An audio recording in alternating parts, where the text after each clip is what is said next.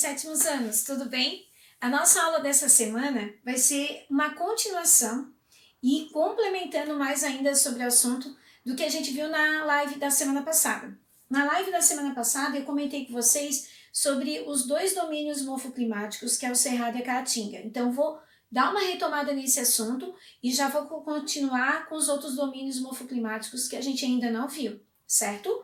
Aí eu tenho aqui o Cerrado. O Cerrado, gente, quando a gente fala em domínio morfoclimático, para nós não esquecermos, a gente tem que lembrar do clima, do relevo, da vegetação. Tá? O relevo podendo ser o solo também.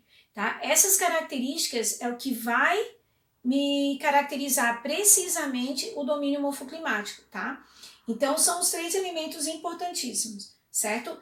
Aí eu coloquei para vocês aqui o clima, que é o tropical, o cerrado. O clima tropical, como é que se caracteriza? Ela tem duas estações bem definidas. O inverno é mais seco e o verão é mais chuvoso. Então, eu falei para vocês até na live que agora que a gente está chegando mais próximo do inverno, o que acontece na região do Cerrado? Começa a ficar o ar mais seco. A temperatura não muda muito, ela tem uma temperatura um pouco mais alta, porque pega a região central do Brasil, que depois eu vou mostrar no mapa para vocês, mas ela tem o inverno mais seco. Lá para setembro, outubro, que começa a ficar um pouco mais próximo do verão, que a gente muda em dezembro, é que começa a chegar a chuva. Então, o inverno realmente é bem seco, a umidade é muito baixa, tá? E aí só volta a chover no verão, ok? Outro detalhe que eu coloquei aqui para vocês, o relevo. No Cerrado a gente vai pegar áreas mais planálticas, mais plana, que a gente chama daqueles chapadões, as chapadas, tá? Então, em relação ao nível do mar, ele está um pouco mais alto, mas pega umas áreas muito planas, certo? De vegetação, o que nós temos no Cerrado? Gramíneas, arbustos, as árvores não são tão altas, elas são mais baixas, os galhos são bem retorcidos, tá? As folhas, obviamente, no inverno, que o ar está mais seco, elas acabam caindo, porque as folhas ficam muito secas, os próprios galhos ficam secos, tá? E aí acaba apresentando mais os galhos, mais os troncos das árvores. Mas elas têm raízes bem profundas, certo? Outro detalhe que eu coloquei aqui, que eu não comentei na live de vocês. O Cerrado está numa região que abriga 3 aquíferos no subsolo e vai ter as nascentes dos principais rios de 3 bacias hidrográficas da região, tá? Então, por isso que eles chamam que o Cerrado é berço das águas, devido a isso, por ele pegar no subsolo 3 aquíferos, tá? E ter as nascentes dos rios principais das 3 bacias hidrográficas que se apresentam ali na região do Cerrado. Aqui, gente, tem um mapa para vocês do Cerrado. Então, ele pega aqui ó, toda a parte da região centro-oeste do Brasil, pegando um pouco de Minas Gerais, fica no sudeste, Tocantins no norte do Brasil, e Maranhão e Piauí, que fica no nordeste. Mas a maior parte do Cerrado, ele pega mais a área central do Brasil, tá? A área central. Aqui eu coloquei 2 imagens, espero que fique bem legível para vocês, mas se tiver dificuldade nas imagens, vão lá no Google, coloque imagem do Cerrado que vai estar bem disponível para vocês. Eu coloquei 2 imagens bem opostas, para vocês entenderem a questão das estações que ele abrange. Quando ele está mais seco, as gramíneas, que é aquela vegetação mais rasteira, ela fica mais seca, mais amarelada, ela vai mostrando que o ar realmente está seco. Já começa a perder as folhas, porque as folhas começam a secar e começam a cair, certo? E os galhos começam a aparecer mais, são galhos mais retorcidos. Outro detalhe que eu não tinha comentado, as árvores elas ficam mais espaçadas uma da outra. Não é floresta, o Cerrado não é floresta, tá? Então isso faz com que elas não fiquem agrupadas, fica uma longe da outra, tá? E aqui eu mostrei, coloquei uma outra imagem que ela mostra, ela é um pouco mais verdinha, tá? Ou seja, mostrando que já está numa estação mais chuvosa. Então eu vou ter paisagens bem diferenciadas no Cerrado devido às estações que mostram para eles que é o tropical, tá? Verão chuvoso, inverno seco, ok? Na live nossa, vimos sobre a Caatinga também. A caatinga, diferente do cerrado, ele vai pegar a região nordeste do Brasil, mais especificamente o sertão nordestino e um pouco do agreste, tá? Então, o sertão nordestino, ele sofre muito com a ausência de chuva. As chuvas são escassas, são irregulares, tá? Porém, a temperatura é muito alta, a gente sabe que no Nordeste é muito quente o ano inteiro. E uma escassez muito grande de chuva. Então, isso faz com que o solo seja muito arenoso, pedregoso, tá? Então, faz com que tenha essa característica. Eu coloquei aqui, então, ó, do clima semiárido, que é o clima da Caatinga, se chama assim. Temperaturas elevadas, como eu falei, e uma escassez maior de chuva. É muito irregular a chuva, tá? O relevo, ele é mais plano, ou seja, pegando mais áreas de planície. O solo, eu coloquei que são rasos, podem ser arenosos e pedregosos, justamente por essa falta de água, né? A vegetação. Os cactos é o que mais consegue predominar nessas áreas de clima semiárido. Ele também tem raiz profunda. A característica dele é mais espinhenta, né? E não são plantas muito altas, elas são mais baixas, tá? Mas é o único tipo que consegue se adaptar a esse meio natural, tá? Em relação aos rios, eu coloquei também, os rios são intermitentes ou temporários. O que significa isso? Que o rio ele seca completamente, seca devido à estiagem de chuva. Quando chove é que começa a ter volume de água de novo, tá? Mas como as chuvas elas são poucas também, ela não vai criar tanto volume de água. Então os rios ele acaba secando mesmo temporariamente, tá? Que é uma característica. Eu coloquei aqui o mapa, o bioma da Caatinga pega bem essa área do Nordeste, ou seja, uma área bem grande do Nordeste que tem esse domínio morfoclimático, ou seja, vai ter uma escassez de chuva muito grande, tá? Então é o que apresenta pra gente. Coloquei uma imagem também da Caatinga, também se tiver dificuldade na imagem, na internet a gente consegue imagens com maior facilidade para vocês visualizarem, mas o livro também tem alguma coisa passando para vocês, e a presença muito dos cactos, tá? Que é o que acaba predominando nessa região devido ao tipo do clima, tá? Que é o que consegue predominar. Depois, quais são os outros domínios morfoclimáticos que a apostila traz para vocês? As araucárias. As araucárias, ela pega a nossa região sul do Brasil, tá? São os pinheiros, que eu já vou mostrar para vocês quais são esses pinheiros. Se pega o sul do Brasil, o clima é o subtropical. Lembrando que o clima subtropical tem uma variação de temperatura, por ele ter muito bem definidas as 4 estações do ano, né? O verão é bastante rigoroso, o inverno também, e vão ter as estações da primavera e do outono, tá?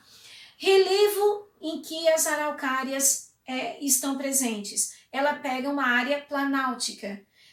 Os pinheiros a gente só vai encontrar na região sul do Brasil, no planalto da região sul do Brasil, no planalto do estado do Paraná, do estado de Santa Catarina e do Rio Grande do Sul. Tá? Nas áreas planas próximas do mar não vamos encontrar esse tipo de espécie. Então os pinheiros é adaptado aos planaltos e precisa também da temperatura mais fria, tá? E aí eu coloquei a vegetação, os pinheiros. Coloquei aqui para vocês o mapa. Então vai abranger essa área aqui, ó, em verde, que são as áreas do planalto da região sul que a gente vai encontrar os pinheiros, tá? Os pinheiros são esses aqui, diferente daquele pinheiro de Natal, que é uma conífera, uma forma de cone, tá? Aquele pinheiro é mais típico do hemisfério norte. Aqui, no nosso caso, aqui no Brasil, nossos pinheiros, que é adaptado ao clima subtropical, são esses pinheiros que tem esse formato aqui, que é o que dá a pinha, dá o pinhão, que agora começa a chegar o pinhão pra gente aí nos mercados, né? No início acaba sendo um valor um pouquinho mais alto, mas depois acaba baixando um pouquinho mais o valor, tá? Então agora começa a colheita do pinhão e começa a revenda dele, tá? Então é característico da nossa Serra Catarinense aqui, não só catarinense, mas do Paraná e do Rio Grande do Sul, certo? Outro domínio natural que nós temos são as pradarias. O que são as pradarias? A gente chama de campos. Elas são áreas gigantescas, extensas e planas, tá? E a vegetação é bem rasteirinha, a vegetação são gramíneas, parece uma graminha mesmo, bem rasteirinha, bem bonitinha, verde, linda. E geralmente se usa muito para pastagem. Desde o período colonial, as áreas de campos, as pradarias, elas são muito usadas para pecuária extensiva. Isso desde o período da colonização, tá? Até os dias de hoje, certo? Então ela é muito típica aqui da região sul do Brasil também. E essa parte das pradarias, ela é muito característica no sudoeste do Rio Grande do Sul, que é essa parte amarelinha aqui do mapa, tá? Então, os campos em relação à pecuária extensiva, pega uma área mais plana e ela é muito característica dessa região do Rio Grande do Sul, ok? Então, todos esses mapas, todas essas características de cada domínio, tudo tem na apostila para vocês, tá? E aí eu peguei uma imagem de uma pradaria dos campos e aqui também tem o rebanho caracterizando esse tipo de atividade que acaba se desenvolvendo nessa área, tá? E para fechar sobre os domínios morfoclimáticos, nós temos o que a gente chama de áreas de transição. O que seriam áreas de transição?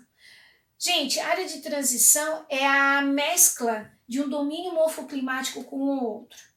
Por exemplo, o Pantanal ele está entre o Cerrado e entre a Floresta Amazônica. Então ele vai ter uma mistura dos dois domínios morfoclimáticos. Vai ter um pouco do Cerrado e vai ter um pouco da Floresta Amazônica. Então ela vai estar no meio, é como se ela fosse a divisão desses domínios morfoclimáticos, tá? Que a gente chama de área de transição, terminando um domínio morfoclimático e começando o outro. E o Pantanal ele está entre esses domínios, tá? Então o Pantanal é chamado de uma área de transição, certo? O Agreste lá no Nordeste também é uma área de transição. Ela está encostado com a floresta tropical, que é a Mata Atlântica, e no outro lado ela tem a Caatinga, então ela está no meio dos dois, certo? E a Mata dos Cocais, ela está entre a Caatinga e entre a floresta amazônica também, lá no nordeste do Brasil. Então ela vai estar no meio desses dois domínios morfoclimáticos, então ela mescla, é uma área que mescla esses dois domínios, tá? Que nós chamamos de área de transição. Então vai ter um pouco de um domínio morfoclimático e um pouco do outro. Ele vai estar ali no meio, dividindo um domínio do outro, tá? E aí as três áreas de transição vai ser a Mata dos Cocais, o Agreste e o Pantanal. Eu coloquei uma imagem de cada um para vocês perceberem como é que é cada área, mas também vão na internet, pesquisa que fica mais fácil de visualizar essas áreas, tá? Que também são áreas importantíssimas de preservação, né? O Pantanal, por exemplo, é uma área que é o ecoturismo. Ele recebe muito turista, né? Então tem que ser um turismo ecológico, ou seja, que não destrua o meio ambiente, que não jogue lixo e realmente os turistas vão conhecer, mas para conhecer realmente as belezas naturais e não destruí-las, né? Então tem que ser uma forma bem consciente mesmo, tá? Então essas são as áreas de transição, ok? Então o que a gente viu nessa aula? A gente viu o domínio do Cerrado, o domínio da Caatinga, das araucárias, pradarias e áreas de transição. O Cerrado da Caatinga a gente já tinha comentado um pouquinho na nossa live da semana passada. Faltava as pradarias, faltava as araucárias e as áreas de transição, certo? O que eu recomendo? Deem mais uma lida na apostila, retomem esses assuntos, verifiquem tudo que o texto está trazendo, aquilo que a professora falou. Teve dúvida, marque e tire as dúvidas com a prof pelo clipe, por e-mail, pelo meu WhatsApp que a professora disponibilizou. Eu estou aqui à inteira disposição de vocês, tá? Anotem. Numa próxima live também, tirar as dúvidas. A gente vai reforçar esse assunto na próxima live também, tá? Então não esqueçam. Cerrado pega a parte central do Brasil, clima tropical, uma área mais planáltica e tem uma vegetação de acordo com as estações. Verão chuvoso, inverno seco. Os galhos são bem retorcidos das árvores e são árvores espaçadas uma da outra. Caatinga pega o Nordeste brasileiro, área do sertão nordestino, a grande parte. tá? Pegando clima semiárido, temperaturas altas, mas uma escassez muito grande de chuva, certo? E os cactos é o tipo de vegetação que mais predomina nessas áreas. As pradarias são os campos, muito presente no Rio Grande do Sul, são áreas planas, gramíneas, aquela vegetação bem rasteirinha e que desenvolve a pecuária extensiva desde o período colonial. E fecha com as araucárias, que são os pinheiros que são característicos do nosso planalto serrano aqui catarinense, mas também dos estados do Paraná e Rio Grande do Sul. Ok, gente? Áreas de transição, fechando com Mata dos Cocais, Pantanal e Agreste. Áreas de transição é a mescla de um domínio morfoclimático com o outro. Ele vai estar dividindo os domínios morfoclimáticos. Ok, gente? Eu espero que tenha ficado claro para vocês. Tendo dúvidas, como eu falei, anotem.